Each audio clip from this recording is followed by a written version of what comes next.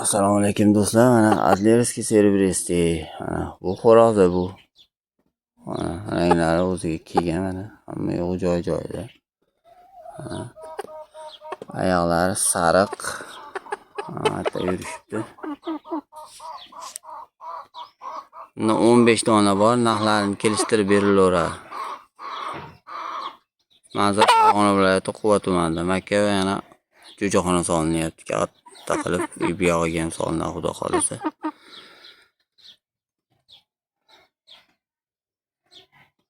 Tuxum va go'sht yo'nalishi Adler deyiladi. Yiliga 300-330 tagacha tuxum beradi bular. Makonlari. Bundan hozir faqat bizda xo'rozlari. Agar misol kimdir olib xashak tovuqqa qo'shaman desalar ham bo'laveradi. Xashak tovuqqa qo'shsalaring, undan chiqqan bolalari nimadan ko'ra yaxshiroq bo'ladi. Hali xashakidan ko'ra ozroq tuxum beradigandan ko'ra sal yaxshiroq bo'ladi. Zotini tozalab oladi. Qochib ketaman deyapti bu. To'g'ri sifati. Bular уже qichqiruvga kelib qolgan o'zi qarasa. Dastavkalar bor, hamma yo'qqa dastavka отдельный hisoblanadi.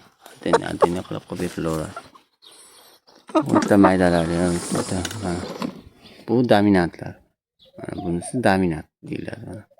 Dominant xo'roz. Farqiga borib olsalaring bo'laveradi.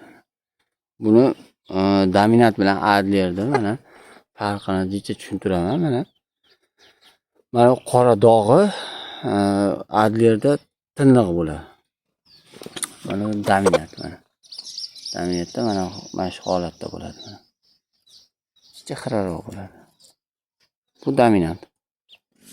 Oyog'i ham sariq bo'lmaydi. Oyog'i mana sariq.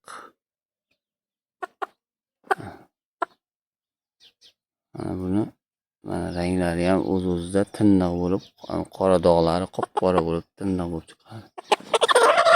Bularda bunaqasi dominant mana. Dominantni jo'jasi shu.